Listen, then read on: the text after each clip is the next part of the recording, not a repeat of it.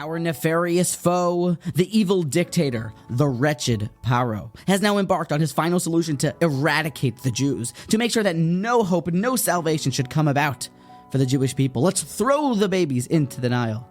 And then, lo and behold, it is not by coincidence that he raises Moshe Rabbeinu on his lap in his house. And the Ezra points out, is it not ironic just a bit that our great leader has been raised by the antagonist himself? And he suggests two reasons why this is. First, telling us that Hashem's ultimate wisdom is too deep for mankind to fathom. But he says maybe it could be ulai, efshar that it is, that Moshe Rabbeinu had to be raised in Paro's house. For he needed to learn leadership qualities. He needed to learn the charisma. He needed to have the character traits of a good leader.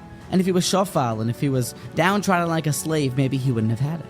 He also needed to be perhaps separate from his classmates growing up. For if someone is to show up and become the leader, would you respect him if you remembered him in diapers or you remembered him back and as a class clown in 8th grade? Now, obviously that was overstating, but it's harder to respect someone when you remember them in their childhood.